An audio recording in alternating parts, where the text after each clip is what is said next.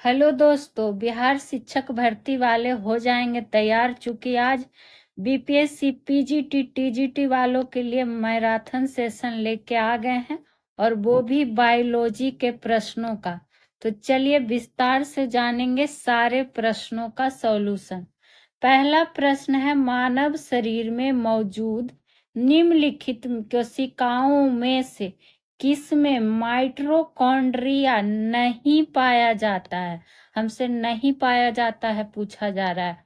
Option A है लाल रक्त कोशिका, बी है यकृत कोशिका, सी है मांसपेशी कोशिका, या डी है श्वेत रक्त कोशिका। तो इसका जो पहले राइट आंसर हो जाएगा, क्या हो जाएगा? लाल रक्त कोशिका, यानी कि ऑप्शन नंबर ए। ठीक है, चलिए जब बात आई है माइटोकॉन्ड्रिया की, तो इससे संबंधित और प्रश्न जान जाते हैं। पहला प्रश्न कि लाल रक्त कोशिका में माइटोकॉन्ड्रिया क्या होगा? नहीं पाया जाता है, ये तो जान ही गए। साथ ही साथ पूछ लिया जाता है कि माइटोकॉन्ड्रिया का नामकरण किसने किया था। ये काफी बार पूछा जा चुका है प्रश्न, तो ध्यान रखेंगे, आगे भी मिल सकता है। तो नामकरण की जब बात आएगी तो किसने किया था? ये क्या था? बेंडा ने, बेंडा नाम के वैज्ञानिक ने। तो ये आपसे पूछ सकता है, ध्यान रखेगा। यही जब आपसे ये पूछ दे कि माइटोकॉन्ड्रिया को सबसे पहले देखा किसने था, या फिर इसकी खोजकर्ता की जब बात पूछ दी जाए, तो खोजकर्ता में आप ध्यान रखेंगे नाम हो जाएगा अल्टमैन। किसने? तो अल्टमैन ने। तो नामकरण कहेगा तो बेंडा, और खोजकर्ता कहेगा तब अल्टमैन ने खोज किया था। कब? तो 1890 में। वर्ष भी ध्यान रखना। और कोशिका के चैप्टर वाइज में आपको हम बहुत डिटेल के साथ ये सब पढ़ा चुके हैं। वहीं बात करें माइटोकॉन्ड्रिया का, तो आपको अच्छे से पता होगा कि कोशिका का क्या कहा जाता है? इसको ऊर्जा गृह कहा जाता है। क्या कहा जाता है? तो ऊर्जा गृह भी कहा जाता है माइटोकॉन्ड्रिया को। और क्या जान सकते हैं इसका कार्य की अगर बात करें? ऊर्जा गृह, या फिर इसको रसोई घर भी लिखा रहेगा कहीं पे, रसोई घर, शक्ति केंद्र, इस रूप में रहेगा। सारा का आंसर माइटोकॉन्ड्रिया हो जाएगा। इसका कार्य का अगर बात करें तो ये क्या करता है? एटीपी का निर्माण करता है। एटीपी का निर्माण करता है। और क्या करता है? भोजन का ऑक्सीकरण भी करता है। भोजन का ऑक्सीकरण भी क्या है? माइटोकॉन्ड्रिया का कार्य है। अब एटीपी का देखिए फुल फॉर्म भी कभी कभी पूछ लिया जाता है, तो हर जानकारी हम लोग जानेंगे बिल्कुल विस्तार से। तो एटीपी का फुल फॉर्म पूछेगा तो एडिनो साइन ट्राई फॉस्फेट, ये क्या होता है? इसका फुल फॉर्म होता है। तो ये चीज भी आप माइटोकॉन्ड्रिया से ध्यान रख सकते हैं। और माइटोकॉन्ड्रिया शब्द को मतलब किसने, अगर बात आएगी तो जो खोजकर्ता थे अल्टमैन, इन्होंने माइटोकॉन्ड्रिया को बायोब्लास्ट भी कहा था। क्या कहा था? बायोब्लास्ट कहा था। तो देख लीजिए एक प्रश्न से आपको कितनी सारी जानकारियां मिल गई। इसी तरह से मैराथन सेशन में और भी प्रश्नों के जानेंगे विस्तार से। मियोसिस के किस स्टेज पर गुणसूत्रों की संख्या आधी हो जाती है? ये हमसे पूछा जा रहा है। मियोसिस देखिए इंग्लिश टर्म दिया है बायोलॉजी का, अगर इसका हिंदी टर्म की बात करेंगे तो अर्धसूत्री विभाजन। कौन विभाजन? अर्धसूत्री विभाजन इसे हिंदी में कहा जाता है, जिसमें गुणसूत्रों की संख्या आधी होगी, लेकिन किस स्टेज पर, ये आपसे पूछा जा रहा है। ऑप्शन ए है मेटाफेज प्रथम, एनाफेज 1, या फिर मेटाफेज द्वितीय, या फिर एनाएज द्वितीय। तो इसका जो राइट आंसर हो जाएगा, क्या हो जाएगा? एनाफेज प्रथम। तो ये ध्यान रखिएगा, ठीक है, किस स्टेज पर गुणसूत्रों की संख्या क्या हो जाती है, आधी हो जाती है। और क्या पॉइंट इसमें हम लोग जान सकते हैं, याद रखिएगा कि अर्धसूत्री विभाजन यानी कि इसमें शुक्राणु एवं अंडाणु का निर्माण भी होता है। अंडाणु का क्या होता है, निर्माण होता है। ये एक पॉइंट हो गया जो आपसे पूछ सकता है, ध्यान रख लीजिएगा। वही बात करें कि इसको जो अर्धसूत्री विभाजन है इसको कहा जाता है रिडक्शन डिवीजन भी। क्या कहा जाता है, तो रिडक्शन डिवीजन भी कहा जाता है। एक एक बिंदु आपके लिए इम्पोर्टेंट है, नोट डाउन करते हुए चलिएगा। ठीक है, ये जान गए। और आपको पता है कोशिका विभाजन में 3 प्रकार का, एक तो हो गया अर्धसूत्री विभाजन, दूसरे की बात करेंगे तो वो क्या हो जाएगा, असूत्री विभाजन। असूत्री विभाजन, ठीक। और असूत्री विभाजन में अगर आपसे एग्जाम्पल पूछ दे तो ध्यान रखना है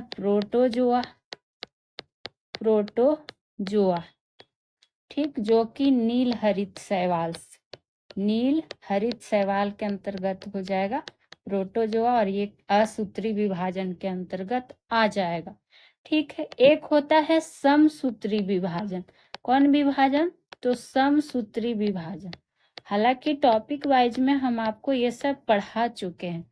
तो इसमें क्या होता है, ये है कि कायिक कोशिका में जीव के शरीर के वृद्धि एवं विकास में सहायता करता है, या फिर लिख सकते हैं कि शरीर की मरम्मत करता है।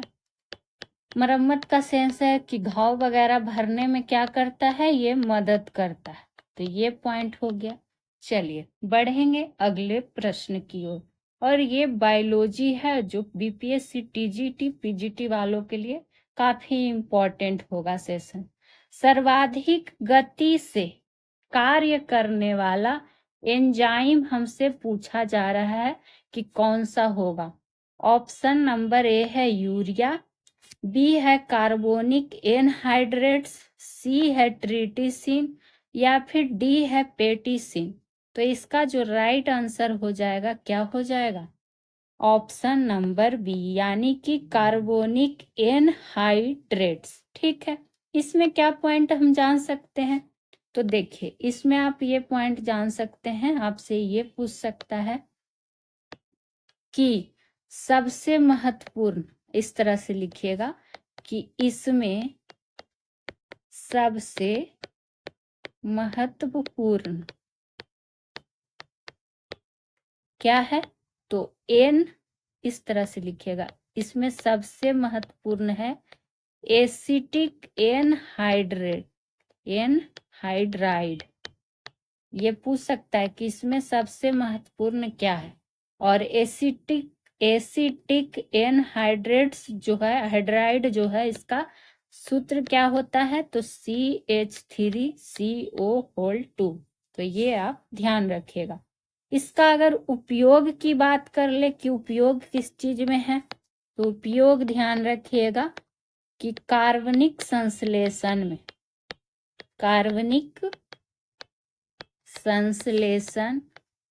में क्या करता है, एसाइल समूह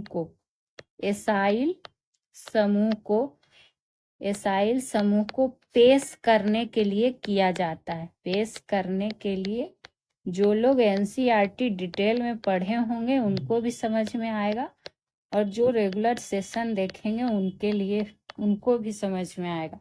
ठीक है, और ये क्या करते हैं, पानी के साथ प्रतिक्रिया करके, ये पानी के साथ प्रतिक्रिया करके क्या करते हैं, कार्बोजेलिक एसिड देते हैं। कौन सा एसिड देते हैं, तो कार्बोजेलिक एसिड देते हैं।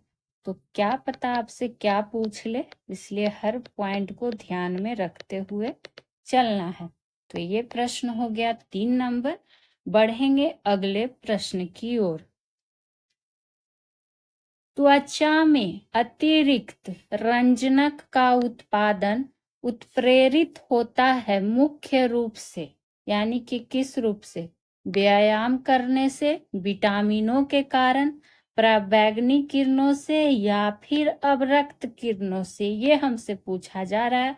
तो इसका जो राइट आंसर हो जाएगा ऑप्शन नंबर बी, यानी कि विटामिनों के कारण। ठीक है।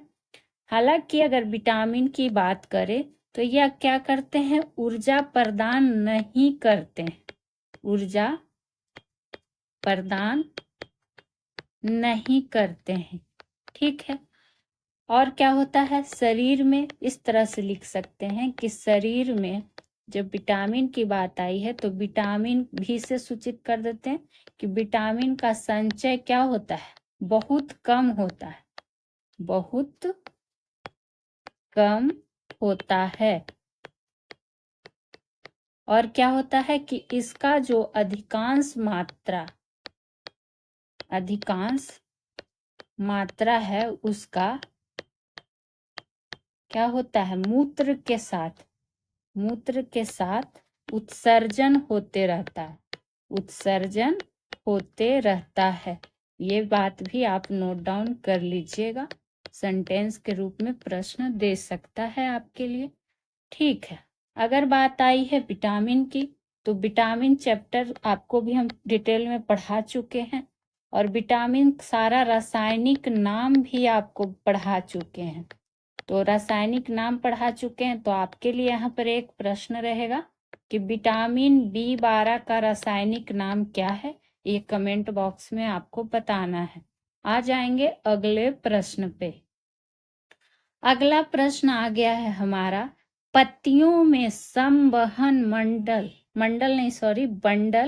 पाए जाते हैं, यानी किस में पाए जाते हैं? पत्तियों में भी। ऑप्शन चेक करेंगे, शिराओं में, मृदुतक में, स्पंजी मृदुतक में, या फिर निचली बाह्य त्वचा में। तो इसका जो राइट आंसर हो जाएगा, क्या हो जाएगा?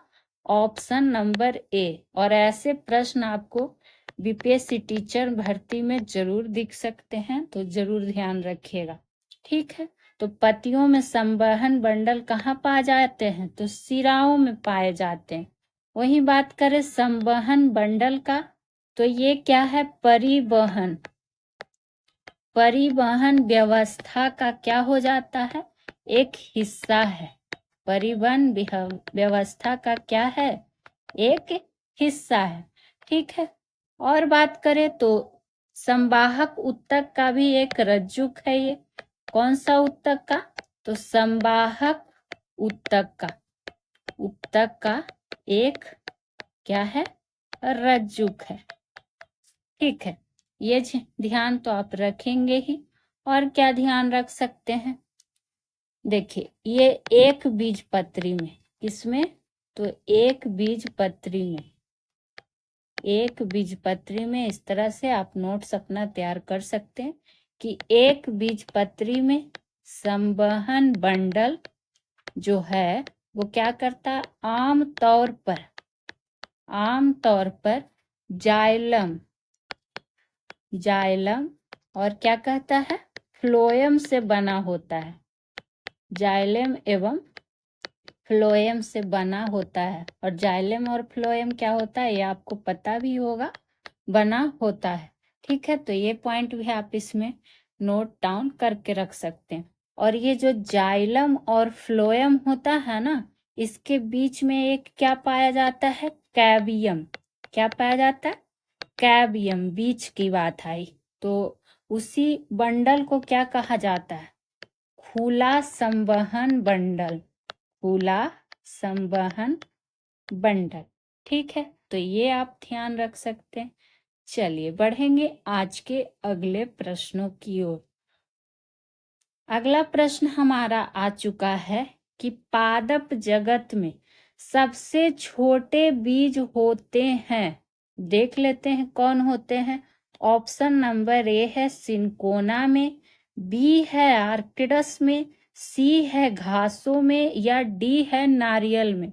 तो जब बात आएगी पादप जगत में सबसे छोटे बीज का, तो अकॉर्डिंग टू ऑप्शन यहाँ हो जाएगा ऑप्शन नंबर बी, आर्किडस में। ठीक है। वही क्या है, आर्किडस की जब बात आती है तो ये पौधों का एक कुल है, कुल या वंश कह सकते हैं। पौधों का क्या है, एक कुल है, जिसके जिसके सदस्यों के जो पुष्प होते हैं, यानी कि फूल जो होते हैं, अत्यंत सुंदर और क्या होते हैं, सुगंध युक्त होते हैं, सुगंध युक्त होते हैं। तो हो सके इसका विशेषता ही आपसे पूछ दिया जाए तो ध्यान रखना होगा। वही बात करें अगर इसकी आर्किडस की, तो ये भी क्या होता है, एक बीजपत्री आवर्त बीजी के अंतर्गत ही आ जाता है। कौन, आर्किडस नाम का पौधा। ठीक है। और ये जैसे आर्किडस जो है ये पहाड़ी प्रदेश में, खास करके पहाड़ी प्रदेश में पाया जाता है, जैसे कि हिमालय, खासी जयंतिया नाम जानते ही हैं, ज्योग्राफी का टर्म है, पढ़े भी हैं आप लोग। खासी जयंतिया पर्वत हो गया, पश्चिमी घाट हो गया, ये सब जगह प्रदेश में ये क्या होते हैं, पाए जाते हैं। तो ये चीज भी आप क्या करिएगा, ध्यान रखिएगा। वहीं अगर आपसे ये प्रश्न पूछ दिया जाए कि दुनिया का सबसे बड़ा फूल कौन सा है, सबसे बड़ा फूल या पुष्प कौन सा है, पूछ लिया जाता है, तो ये हो जाएगा रैफलेसिया। क्या हो जाएगा, रैफलेसिया। ठीक है। और अगर आपसे पूछ लिया जाए कि सबसे बड़ा फूल तो हम जान ही गए, अगर आपसे सबसे छोटा फूल पूछ लिया जाए, सबसे छोटा फूल, तो ये भी ध्यान रखिएगा, तब क्या हो जाएगा, बोलफिया। ठीक है, याद रह जाएगा ये सब आसानी से। वहीं अगर आपसे पूछ दिया जाए कि भारी बीज वाला सबसे, तब क्या हो जाएगा, तब लोदेसिया। और पूछा जाता है, यानी कि इम्पोर्टेंट प्रश्नों में से एक था ये प्रश्न। चलिए बढ़ेंगे अगले प्रश्न की ओर। आ गया है कि कोशिका में ग्लाइकोलाइसिस की क्रिया कहाँ होती है, ये हमसे पूछा जा रहा है। ठीक है। ऑप्शन ए है कोशिका द्रव में, बी है हरित लवक में, सी है माइटोकॉन्ड्रिया में, या डी है जीव द्रव में। तो कोशिका में जब बात आएगी ग्लाइकोलाइसिस की क्रिया की, तो ये होता है कोशिका द्रव्य में। ठीक है। और जो ये ग्लाइकोलाइसिस की जब बात आती है, तो ये कोशिकीय श्वसन की क्या हो जाएगी, प्रथम अवस्था है। क्या है, प्रथम अवस्था है। इस बात को भी आप ध्यान में रख लेंगे। ठीक है। और क्या जानकारी आप जान सकते हैं, जब बात आई है ग्लाइकोलाइसिस शब्द की, तो इसकी उत्पत्ति जो हुई है ग्रीक शब्द से हुई है। किस शब्द से हुई है, तो ग्रीक शब्द से हुई है। यानी कि शर्करा के लिए, किसके लिए, शर्करा के लिए जो है ग्लाइकोस, और विखंडन के लिए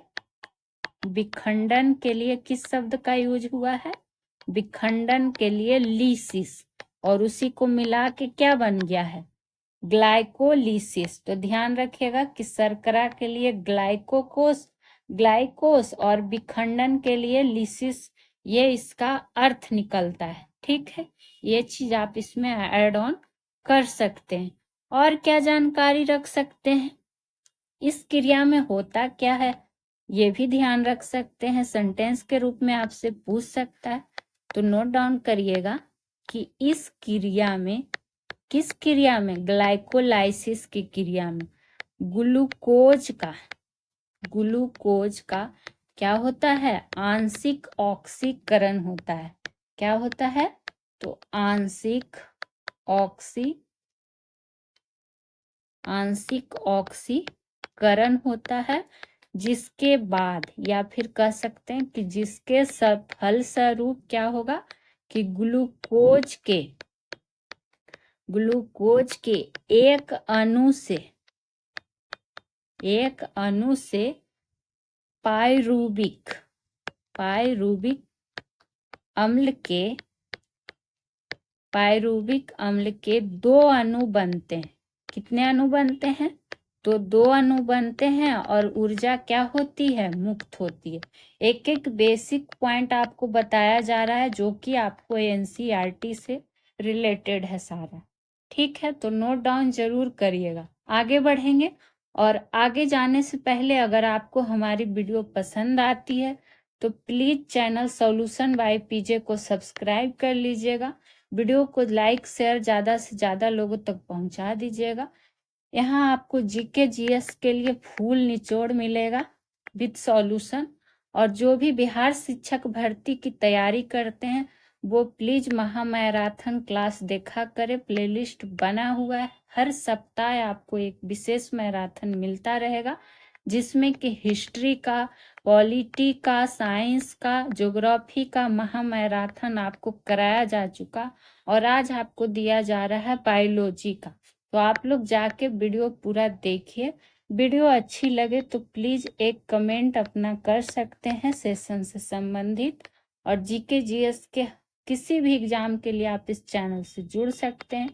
टेलीग्राम पर भी जुड़ सकते हैं, इंस्टाग्राम पर भी फॉलो कर सकते हैं। लिंक आपके डिस्क्रिप्शन में आपको मिल जाएगा। तो ये थे चैनल से कुछ संबंधित जानकारियां, और कंटिन्यू करेंगे आज के मैराथन क्लास को। 8वां नंबर आ गया है। क्या आ गया है? निम्न में से सबसे उपयुक्त पदानुक्रम कौन सा है, ये हमसे पूछा जा रहा है। देख लेते हैं बारी बारी से सारे ऑप्शन की।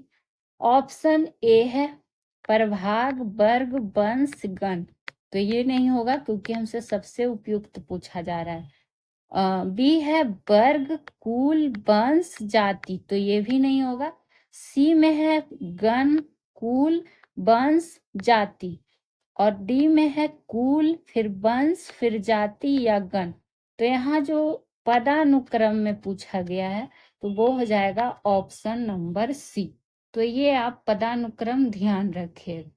ठीक है, वही बात करें कि जीव वैज्ञानिक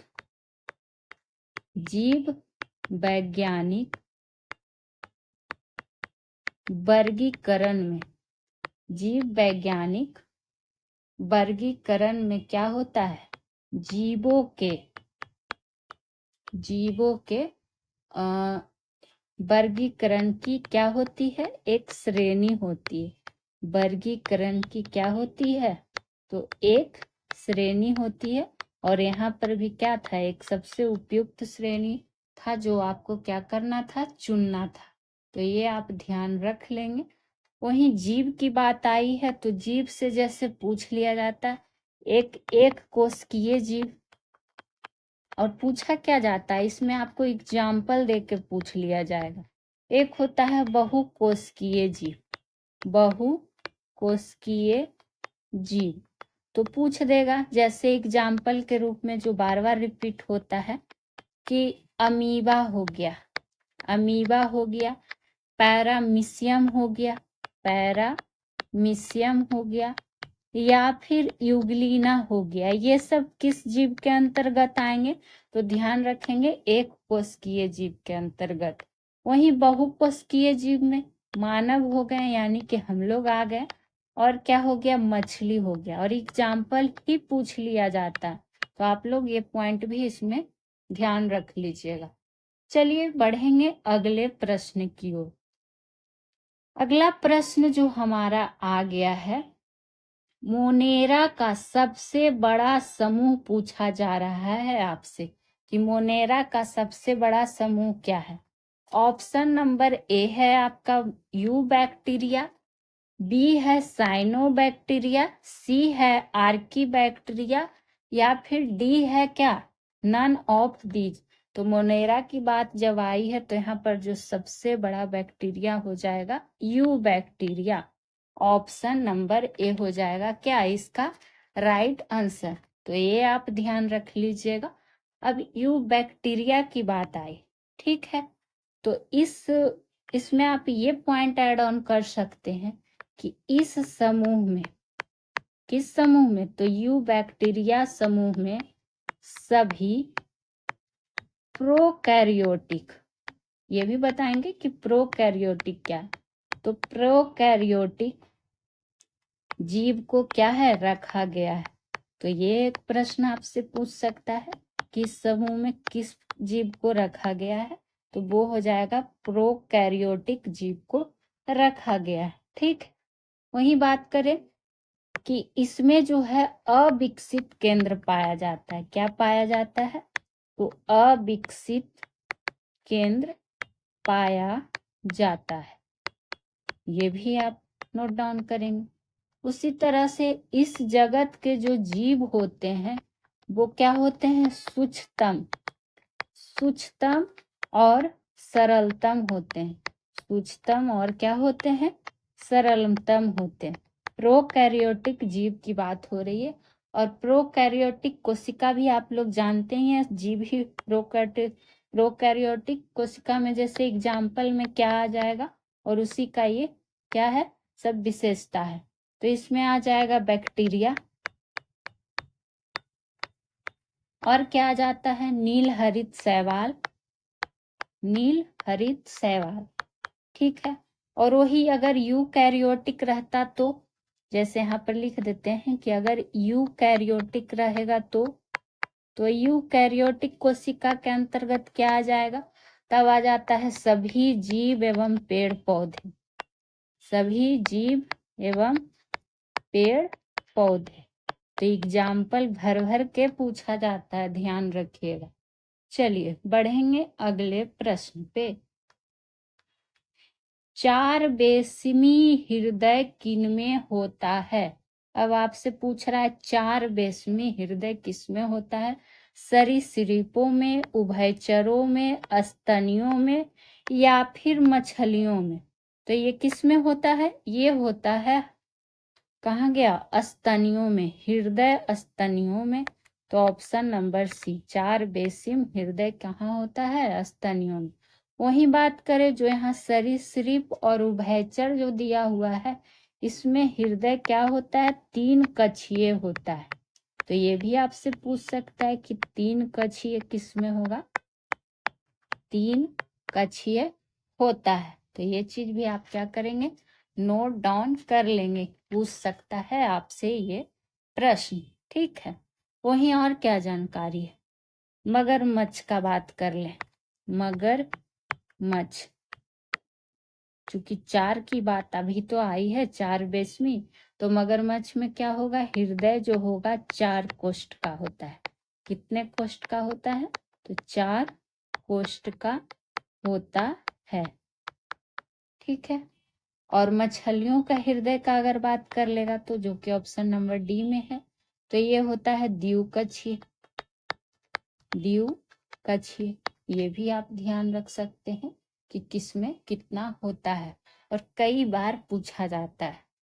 चलिए ये तो थी किसमें क्या होता है। अगर आपसे पूछ दे कुछ कड़ी भी बायोलॉजी टर्म का बहुत पूछा जाता है, जैसे ये सब आपको समझिए, इसमें एक्स्ट्रा पॉइंट दिया जा रहा है। अगर पूछ ले आपसे कि सजीव एवं निर्जीव की बीच की कड़ी को क्या कहा, बीच की कड़ी क्या होती है, कौन होती है, ये पूछा जाता है प्रश्न। तो ध्यान रख लेंगे विषाणु, कौन हो जाएगा, विषाणु। वहीं अगर आपसे पूछ ले इसी तरह से कि पादप एवं जंतु के बीच की कड़ी कौन हो जाएगी, पादप एवं जंतु के बीच की कड़ी, तो ये क्या हो जाएगा, युगलीना, युगलीना, ठीक है। और क्या पूछ सकता है, अगर आपसे पूछ ले कि मछली की जब बात आई है और उभयचर का भी, तो मछली एवं उभयचर के बीच की कड़ी क्या हो जाएगी, तब हो जाएगा लंग फिश। तो ये इंपॉर्टेंट टर्म है, नोट डाउन करिएगा जरूर। आगे बढ़ेंगे अगले प्रश्न पर। मनुष्य में मुक्त पसलियों की संख्या कितनी होती है? हर प्रश्न में आपको कुछ एक्स्ट्रा जानकारी दिया जाएगा बायोलॉजी से संबंधित। 3 जोड़ी, 6 जोड़ी, 5 जोड़ी या फिर 2 जोड़ी। तो जब पसलियों की बात आएगी तो मनुष्य में क्या हो जाएगा? मुक्त पसलियों की संख्या पूछा गया है तो 2 जोड़ी। तो ऑप्शन नंबर डी होगा इसका राइट आंसर।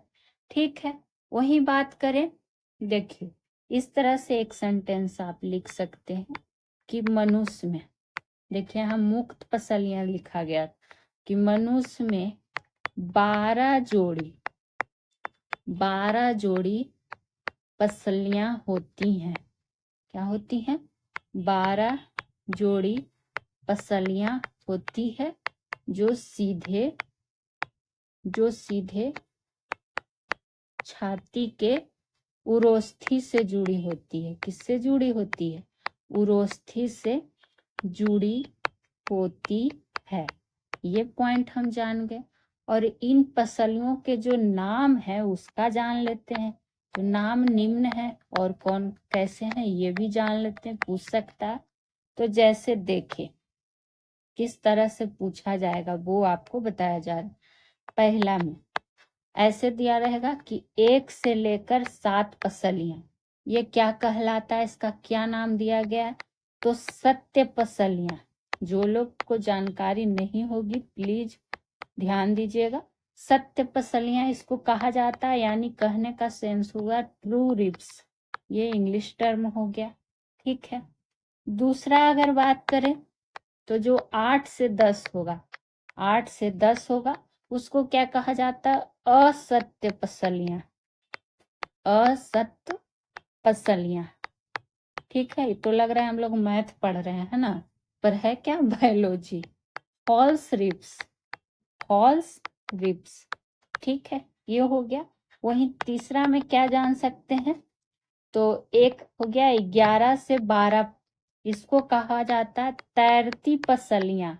क्या कहा जाता है? तैरती पसलियां। ठीक है, तो ये आप ध्यान रखिएगा। और इसको फ्लोटिंग राइब्स कहते हैं। और यही जो है ना 11 12 तैरती पसलियां, इसी को कहा जाता है मुक्त पसलियां, जो कि हमसे पूछा गया था क्वेश्चन। ठीक है, तो यहाँ पर आप लिख सकते हैं मुक्त पसलियां, जो कि 2 जोड़ी होती है, 11 12। ठीक, चलिए आगे की ओर बढ़ जाएंगे। देखेंगे अगला प्रश्न क्या है। प्रदूषित पानी के जैविक उपचार का उद्देश्य क्या है? ये हमसे पूछा जा रहा है। ऑप्शन है बीओडी को कम करना, बीओडी भी बताएंगे कि क्या दिया हुआ है। बीओडी को बढ़ाना या अवसादन को कम करना या फिर अवसादन को बढ़ाना। तो इसका जो राइट आंसर हो जाएगा ऑप्शन नंबर ए, बीओडी को कम करना। अब पूछेगा ये बीओडी क्या होता है? तो बीओडी का मतलब होता है, पहले जान लीजिए कि बायोकेमिकल। देखिए बायोलॉजी का कुछ कुछ टर्म ना आप इंग्लिश में याद रखें, ज्यादा आपको अच्छे से एग्जाम में हेल्प होगा। कुछ कुछ टर्म, बायोकेमिकल ऑक्सीजन डिमांड। ठीक है, ये तो हुआ इसका क्या हो गया, पूरा अर्थ हो गया। और ये क्या करता है? ये जैव रासायनिक ऑक्सीजन की क्या है? मांग है। यानी कि जैसे जैसे, इस तरह से लिख सकते हैं कि जैसे जैसे जल में प्रदूषण की मात्रा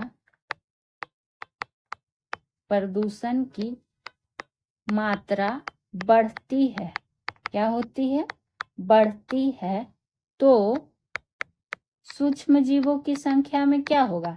सूक्ष्म जीवों की संख्या में वृद्धि होगा, संख्या में वृद्धि होगा।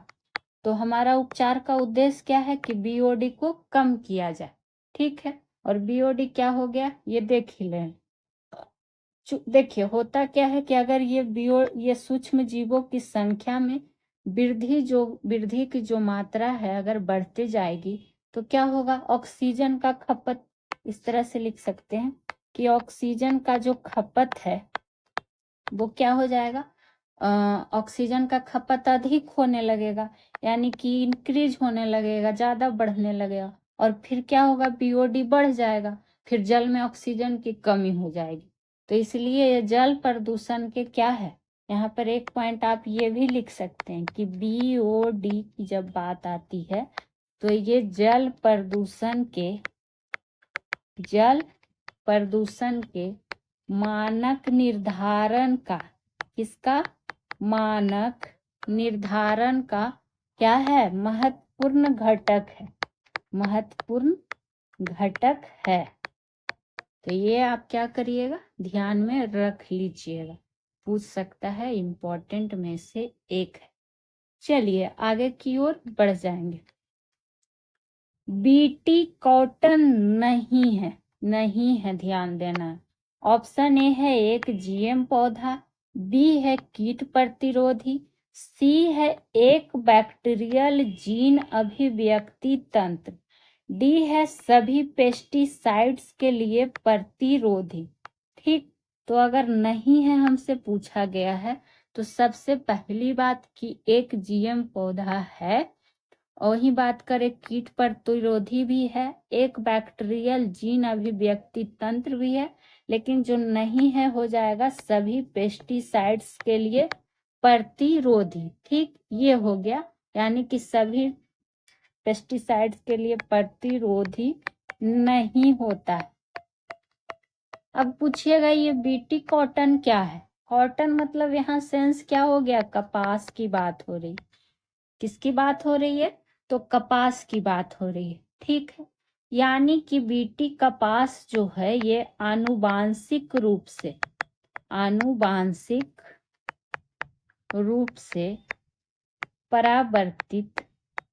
परावर्तित क्या है, कपास है, परावर्तित कपास है, जिसमें देखिए आपको एक एक टर्म लिख दिया जा रहा है, तो आप लोग नोट डाउन जरूर करिएगा, आप ही लोग के लिए लिखा जाता है, जिसमें बैसिलस थुरिनजिलियस, नाम ध्यान रखिएगा, सब एनसीईआरटी का टर्म है, बैसिलस थुरिनजिलियस नामक, पूरा सेंटेंस यहाँ पे पूरा कर देते हैं, बैक्टीरिया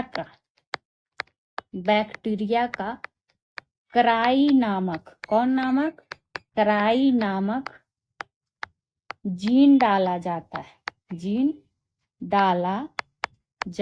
है, जिससे पौधा क्या करता है, पौधा स्वयं कीटनाशक प्रभाव उत्पन्न करने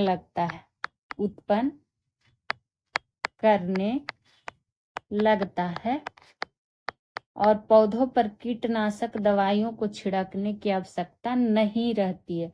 तो ये बीटी कॉटन यानी कि बीटी कपास से संबंधित चीज आपको क्या कर दिया गया, बता दिया गया। वहीं आप इसमें अगर बीटी कॉटन का क्या पूछ लिया जाता है तो आपसे इसका क्या कहता है, आपसे पूछ लिया जाता है इसका किस्म, कि बीटी, फिर से लाल ही हो गया, रुक जाइए दूसरा लिख देते हैं।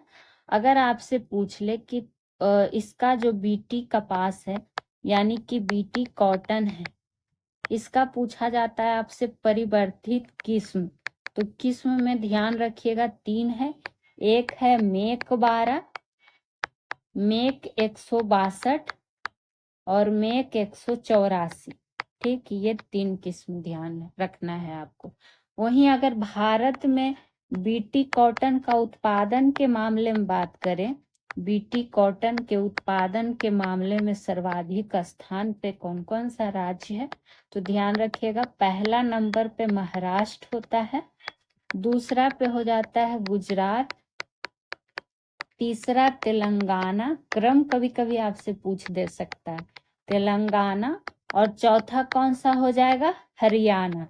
तो ये राज्यों का नाम भी आपको ध्यान रख लेना है, और आशा करते हैं आपको कोई कंफ्यूजन माइंड में क्रिएट नहीं हो रहा होगा। चलिए बढ़ेंगे आगे की ओर। इनमें से कौन सा जोड़ा गलत है, फिर से हमसे गलत पूछा जा रहा है, तो पहले सही देख लेते हैं।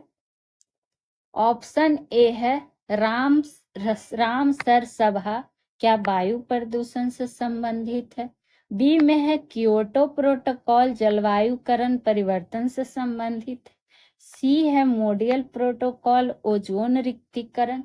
डी है रियो सभा धारणीय सभा। तो हमको यहाँ गलत देखना था, तो इसमें से देखिए बी है जो सही है, सी है जो भी सही है, और डी है वह भी सही, यानी ये तीनों टर्म भी आपको ध्यान रखना होगा। लेकिन जो यहाँ गलत है वो रामसर सभा वायु प्रदूषण, ये गलत है। चूंकि देखिए आप लोग जानते ही हैं, जब बात आई है रामसर की, तो रामसर सम्मेलन या सभा ये किससे संबंधित हो जाएगा? नम भूमि के संरक्षण के लिए। इसीलिए यहाँ पर ये क्या हो गया? गलत हो गया। तो ये चीज आप क्या करेंगे? ध्यान रखेंगे। ये विश्व स्तरीय प्रयास है रामसर सम्मेलन नम भूमि का आर्द्र संरक्षण वाला बात करे तो। वही बात करे आपसे ये पूछ सकता है, क्या पूछ सकता है कि रामसर सम्मेलन के लिए, रामसर सम्मेलन के लिए पहला अंतरराष्ट्रीय साइंस एवं टेक के हिसाब से भी आपको क्वेश्चन पूछा जाता है, जो बता दिया जा रहा है। अंतरराष्ट्रीय प्रयास कब हुआ था? तो 1971 में हुआ था। ठीक है, और ये कहाँ हुआ था रामसर सम्मेलन? तो ध्यान रखिएगा ईरान में हुआ था। कहाँ? तो ईरान में हुआ था। हालांकि भारत में अगर बात करें कि भारत में कब लागू हुआ, तो 1 फरवरी 1982 से लागू हुआ। तो ये पूछ सकता है, ध्यान रखना। अब यहाँ पर आपके लिए भी एक प्रश्न है कि वर्तमान में भारत में, कई बार आपको पढ़ाए भी हैं कि कितने रामसर साइट है। फिलहाल वर्तमान का आपको बताना कितने रामसर साइट हैं।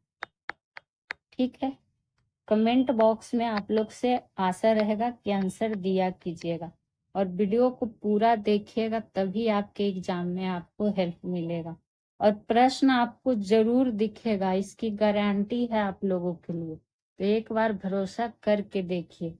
आ जाएंगे 15 नंबर प्रश्न पे। एंजाइम क्रिया करते हैं, तो ऑप्शन देख लेते हैं। सक्रियण ऊर्जा घटाकर, सक्रियण ऊर्जा बढ़ाकर, पीएच घटाकर, या फिर पीएच बढ़ाकर। ठीक है, तो जब बात आएगी कि एंजाइम जो क्रिया करते हैं वो सक्रियण ऊर्जा घटाकर करते हैं, तो ऑप्शन नंबर ए हो जाएगा इसका राइट आंसर।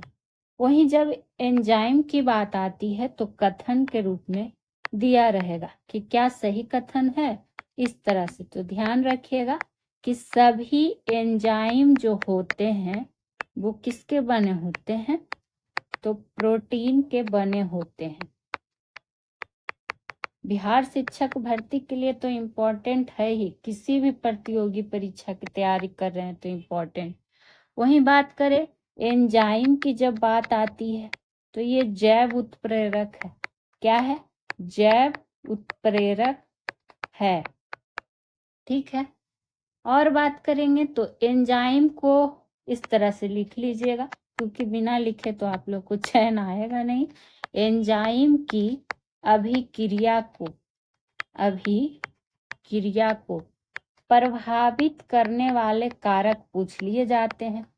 प्रभावित करने वाले कारक अगर आपको दे दे तो पहले पता होगा तब ना उसको चुन पाइएगा। तो ध्यान रखिएगा, उसमें हो जाएगा क्या?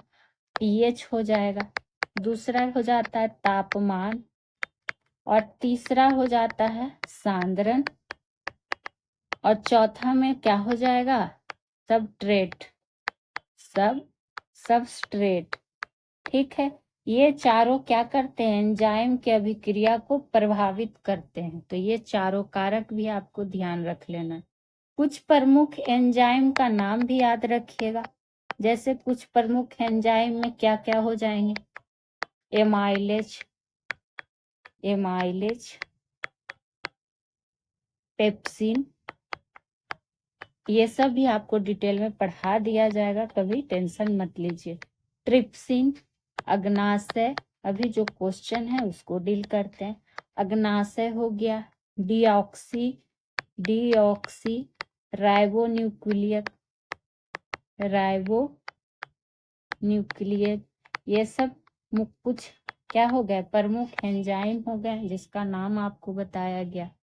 चलिए बढ़ेंगे आज के अगले प्रश्न पे। 16 नंबर प्रश्न हमारा आ चुका है। प्रोकैरियोटिक में से निम्न में से किसका अभाव होता है? पहले भी हम लोग प्रोकैरियोटिक से संबंधित प्रश्न देख चुके हैं। तो देखिए ऑप्शन में क्या क्या है। ऑप्शन में है डीएनए, आरएनए, प्लाज्मा झिल्ली या फिर माइटोकॉन्ड्रिया। तो यहाँ हमसे जो पूछा जा रहा है प्रोकैरियोटिक की अगर बात आ रही है तो इसमें जो अभाव होता है वो माइटोकॉन्ड्रिया का होता है। तो ऑप्शन नंबर डी हो गया इसका राइट आंसर। और प्रोकैरियोटिक पढ़ा भी चुके हैं, माइटोकॉन्ड्रिया भी बता चुके हैं। और ये क्या है? प्रारंभिक कोशिकाएं, प्रारंभिक कोशिकाएं हैं प्रोकैरियोटिक।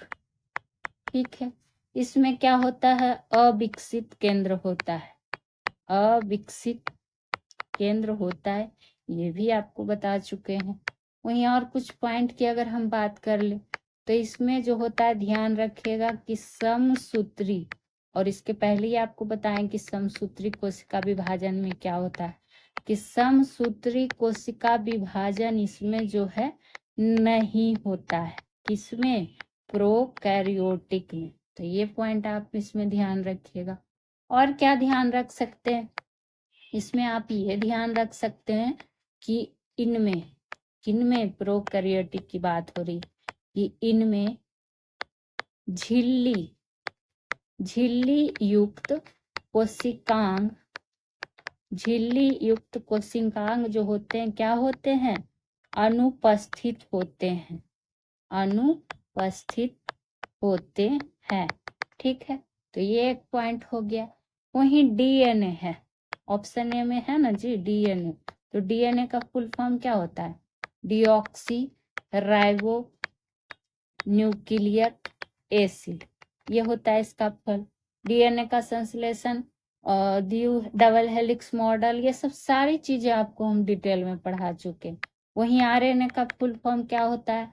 तो राइबो न्यूक्लिक एसिड, जो कि प्रोटीन के संश्लेषण में क्या होता है? सहायक होता है।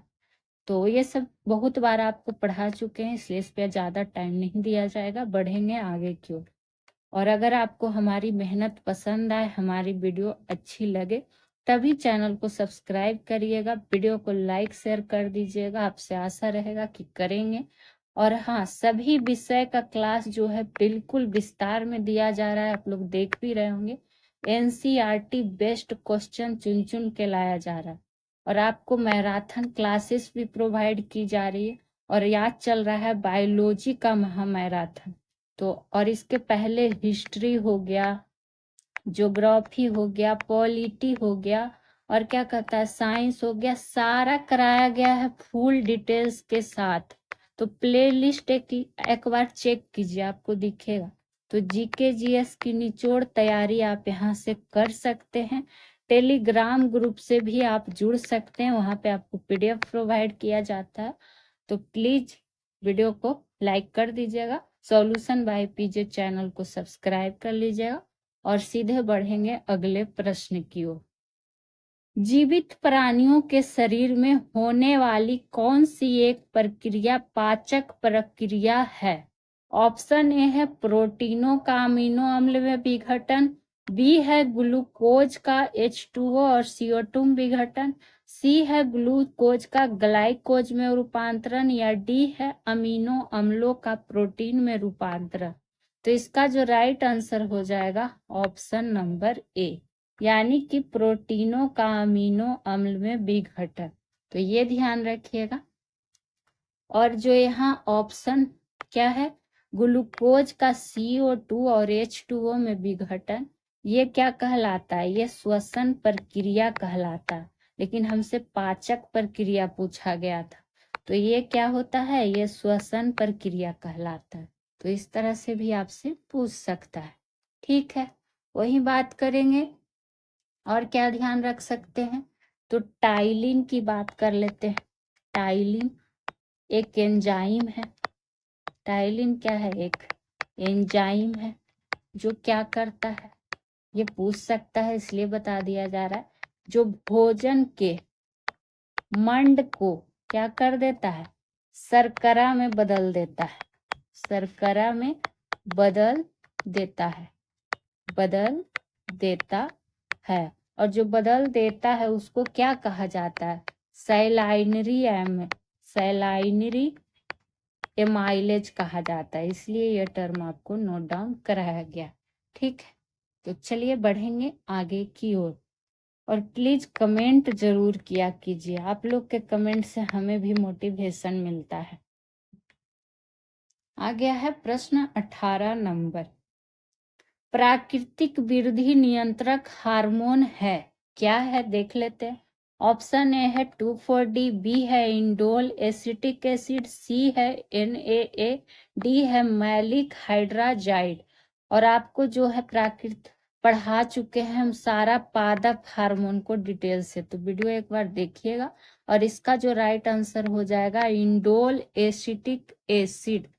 ये अगर बात करें तो ये एक प्रकार का पादप हार्मोन ऑक्सिन है। और पादप हार्मोन देखिएगा आपको पढ़ाया हुआ है, प्लेलिस्ट चेक कीजिएगा। ऑक्सिन, ऑक्सिन है, पादप हार्मोन ऑक्सिन है, ये ध्यान रखिएगा।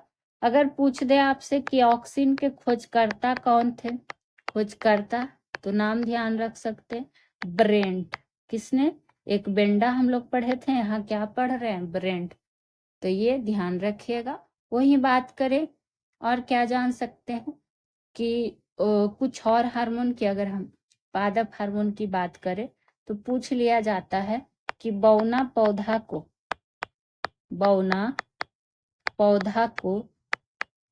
लंबा करने के लिए कौन सा हार्मोन, पादप हार्मोन आएगा, तब आएगा जिबरेलिन।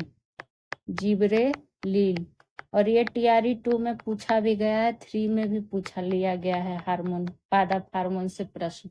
तो TRE 4 में भी आपको पूछ सकता है, ध्यान रखिएगा। तो ये हार्मोन हो जाएगा। वही बात करें अगर पूछ दे कि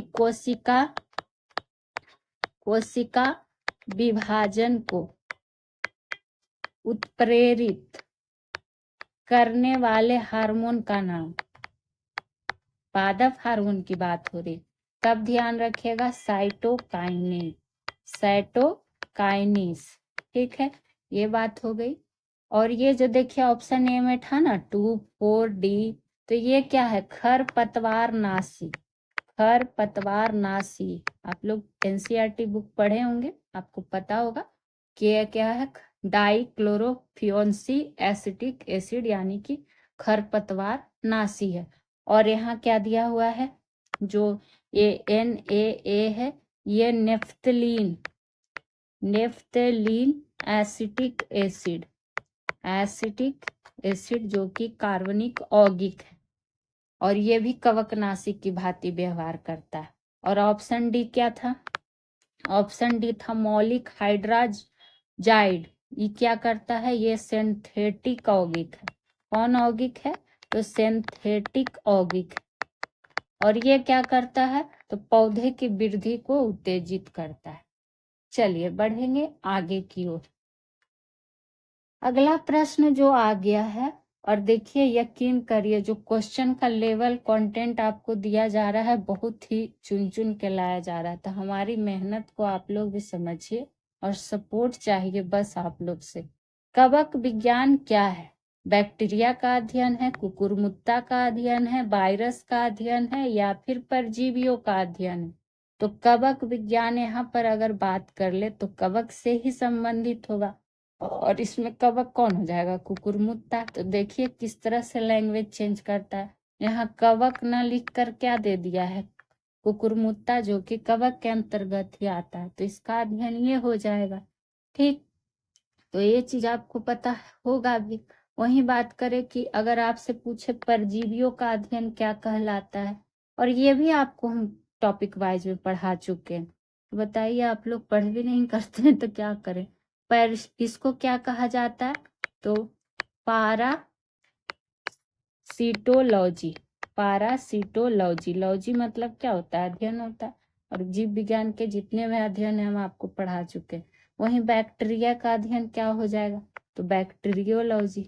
बैक्टीरियोलॉजी, ठीक है, तो ये जान गए। वायरस का अध्ययन क्या हो जाएगा, वायरस का अध्ययन हो जाएगा क्या हो जाएगा, वायरोलॉजी।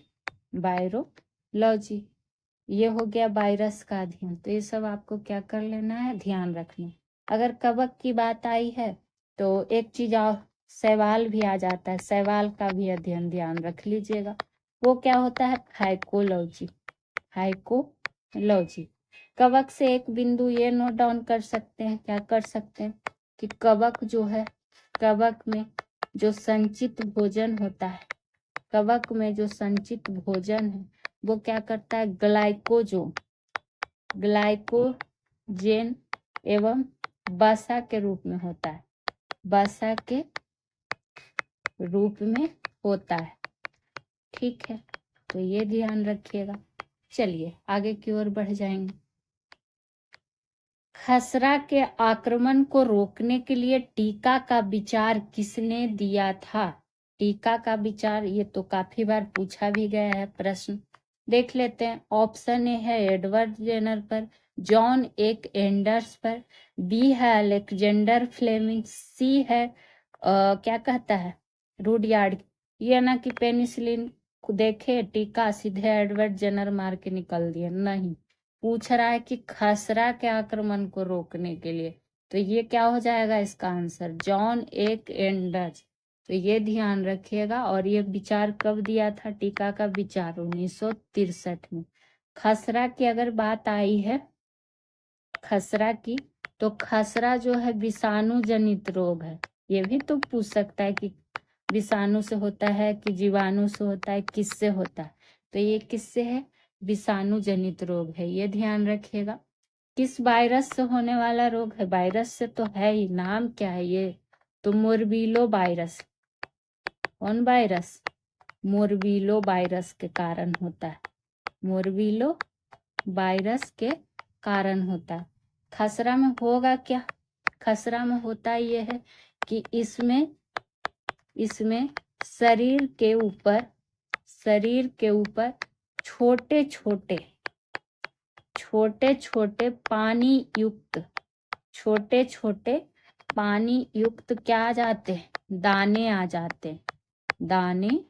जाते हैं, जिसको क्या कह दिया जाता है, उसको इंग्लिश में कहा जाता है कोपिल्क स्पॉट्स। ऐसे उसको खतरा नहीं जी, खसरा कहा जाता है, चूंकि रोग की बात हो रही। वहीं एडवर्ड जेनर की बात आती है तो इन्होंने भी टीकाकरण की खोज की थी, टीकाकरण के खोजकर्ता हो जाएंगे एडवर्ड जेनर।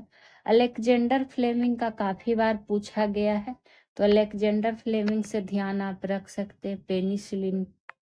पेनिसिलिन की खोज किसने की थी, तो अलेक्जेंडर फ्लेमिंग। और रूडयार्ड किपलिंग को क्यों छोड़ देना है, ये नाराज हो जाएंगे, तो ये रूडयार्ड किपलिंग ने जंगल, पूछ देगा ना कि जंगल बुक नामक पुस्तक किसने लिखा है, तो जंगल रूडयार्ड किपलिंग जी ने लिखा है, ठीक है। चलिए आगे की ओर बढ़ेंगे।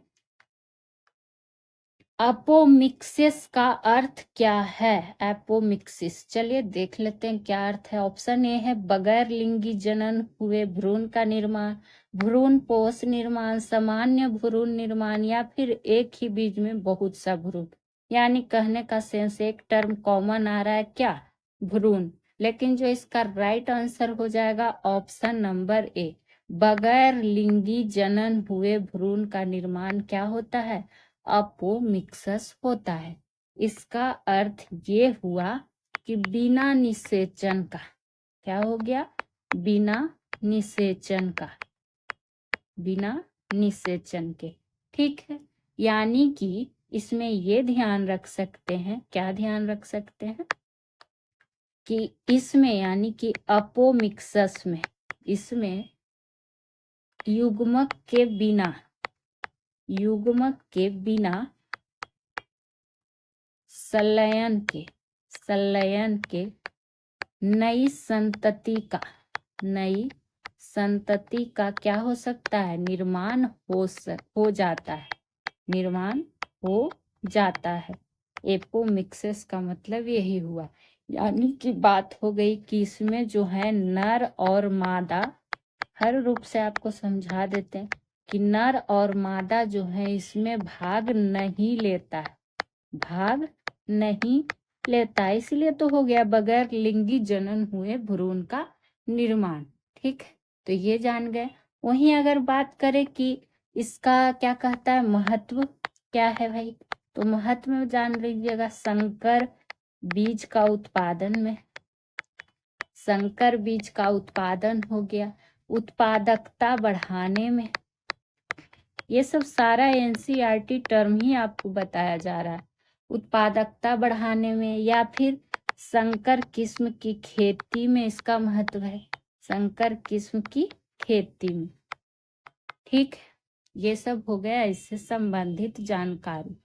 तो कैसा लगा बायोलॉजी टीजीटी पीजीटी टीचर वालों के लिए ये था बायोलॉजी मैराथन। फिर मिलेंगे नेक्स्ट वीडियो में नए प्रश्नों का कलेक्शन के साथ। तो सॉल्यूशन बाय पीजे को सब्सक्राइब जरूर करिएगा, वीडियो को लाइक शेयर कर दीजिएगा, एक कमेंट जरूर कीजिएगा।